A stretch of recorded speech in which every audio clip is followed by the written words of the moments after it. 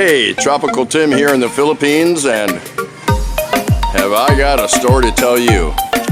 We're here in one of the cemeteries in Manila, and what do you call it again, honey?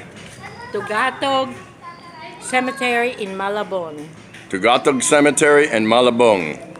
So I just wanted to kind of tour this with you and show you kind of how things are here in the Philippines. Now, this particular cemetery is known for being the slums, and it's unfortunate to say that because that's what it is. Believe it or not, this thing is so massive I can't show it all to you, but there's actually families, probably 400 to 500 families that live here. Because they come from the country to try to improve their lot in life for better opportunities, and jobs are hard to find, whether they have the skill set or not, but that's a different subject. What I wanted to show you is kind of how things happen here. They do have mausoleums like this one here, and as far as all the information I got, basically what happens is if you have the money, you can intern your loved ones into a mausoleum indefinitely.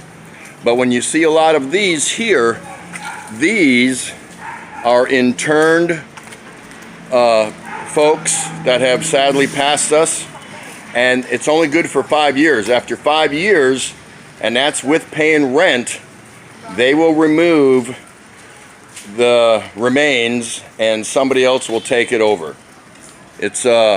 It's something to behold. They're all kind of stacked up here, but again, there are some very nice ones. There's, like I said, some mausoleums like this, they're locked and keyed, and that's for the families to visit. Here's a very nice one right there. But these that are stacked, kind of like small refrigerators, here's kind of from the side what they look like. They get a 5-year lease, and if after 5 years the family does not make claim, then they will remove the remains, and that's when they'll they'll give them a choice. They'll either turn the bones over to them, or they will collect the bones and put them into a bag or something like that and keep them in storage until such time that they are claimed. Very fascinating. You can see how they stack them all up.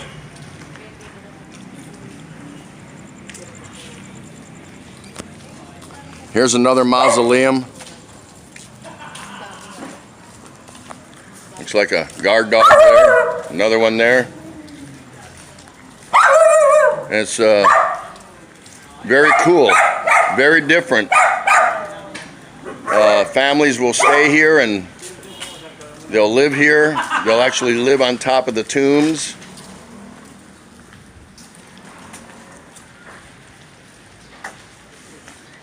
And this thing is endless. It just, there's so many. Hi, how are you? Okay, how are you? Nice to see you. Yes. Nice family mausoleum.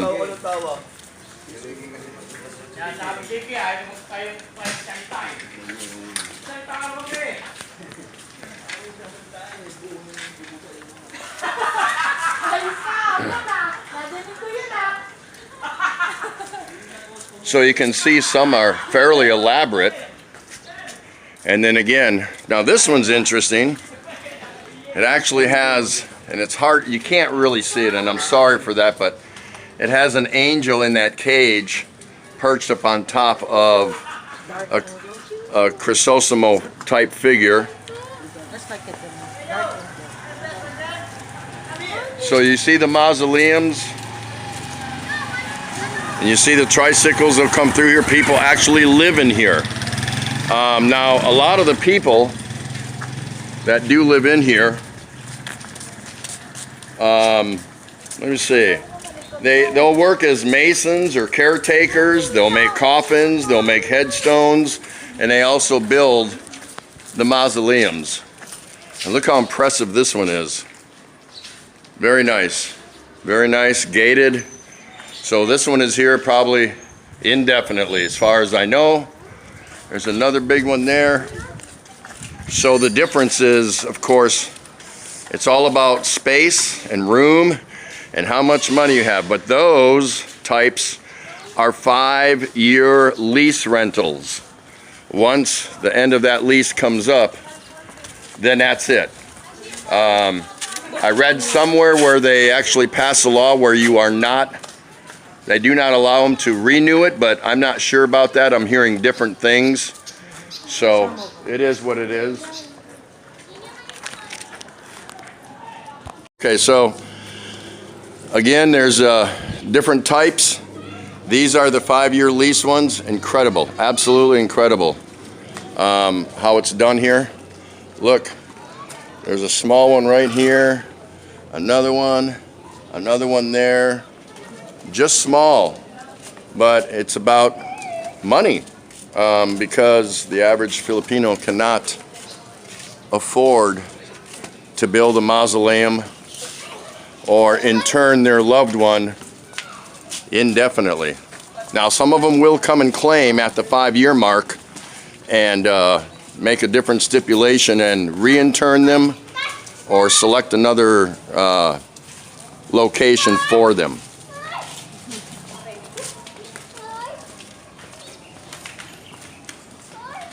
This is my guide, Ricky, right here. He's showing me around. And like I said, this place just goes indefinitely. Look at all the singular grave markers just on that one right there. So when you see the stacked ones, those are the 5-year. The mausoleums, of course, they'll go more indefinite. Pretty unusual as far as how the culture here takes care of business. And they do intern their loved ones. It's just a matter of for how long is what it comes down to.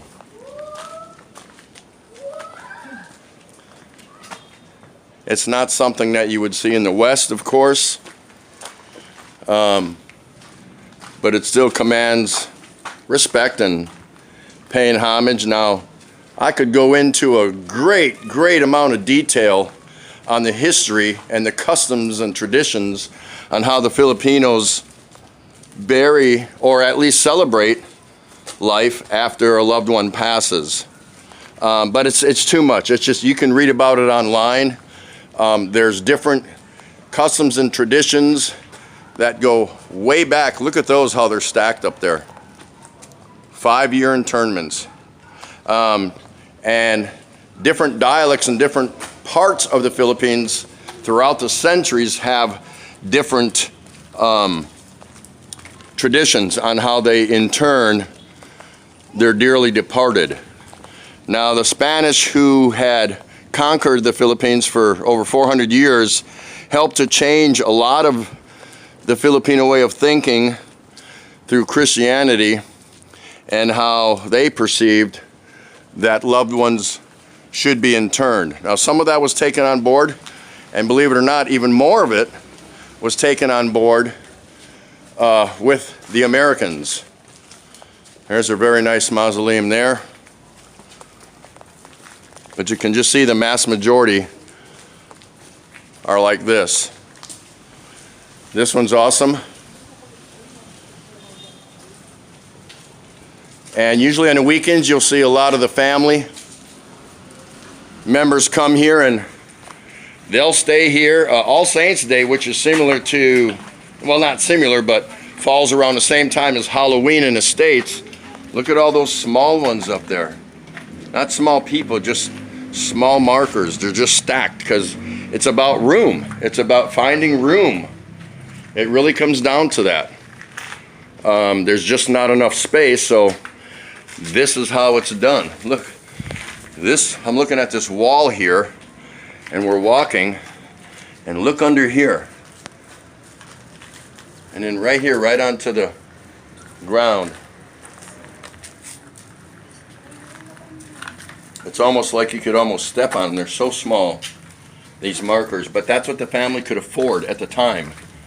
So that's the way it goes. But they'll come here when it's All Saints, and they'll jubilate, and they'll bring food and flowers and candy, and they'll play music, they'll gamble, play cards and things like that, just to keep the well-wishers awake. Now look how far down that goes down there. And then this whole wall is just kind of like this. These are the 5-year internments. And it goes all the way down there. And this wall too, all the way down there. Amazing, absolutely amazing.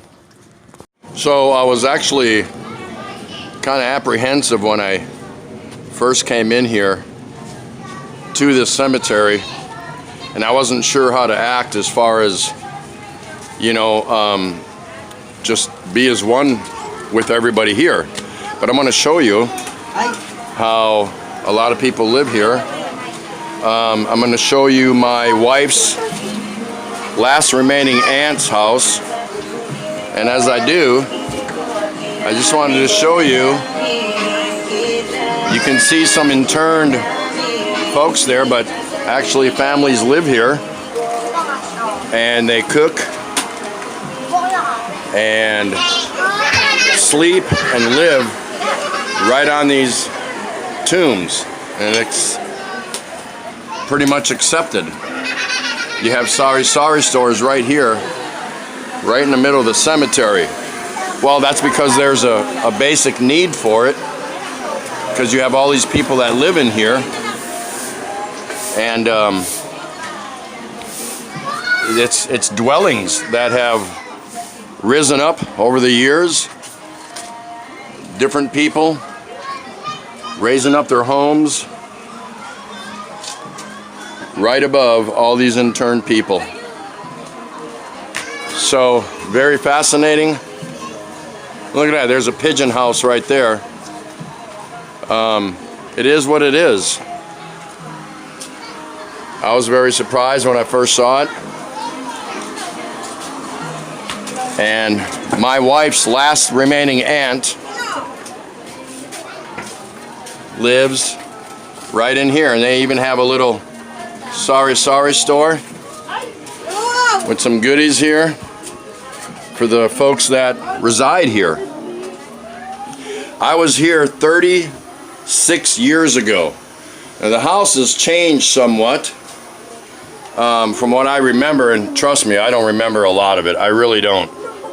And that's, well, no, I was drinking San Miguel back then, so that could be part of it.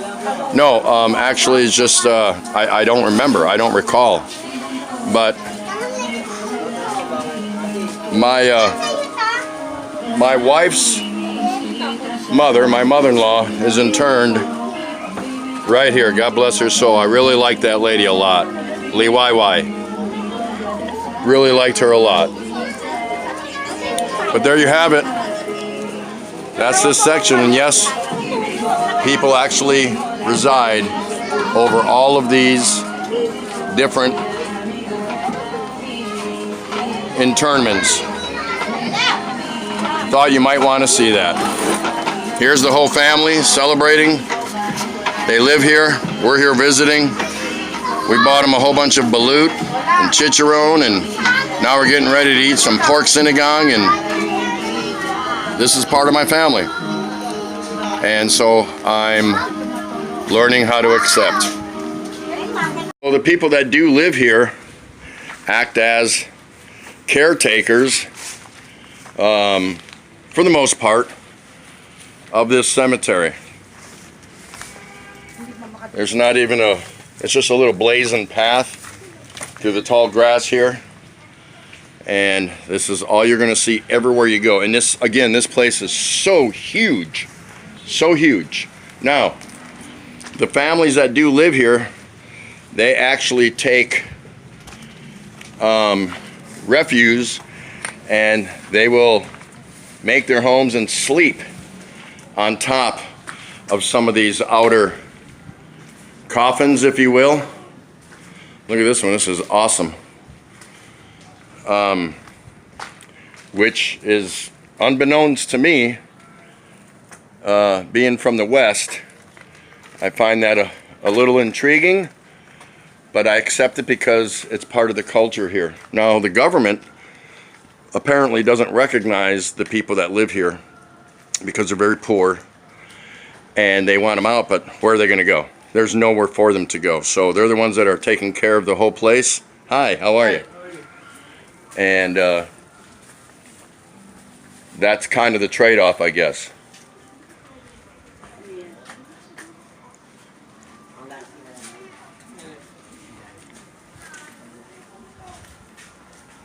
So look at all those people that are buried right there, just in that one space. Unbelievable. So that's about it, gang. I just wanted to show you some of this stuff. It's really awesome. It's got a history, and if you ever get here, it's worth coming in and checking out. And you know, a lot of people are actually afraid of cemeteries, but I'm not. When I get scared, I always reach for an ice cold San Miguel. San Miguel Pale Pilsen.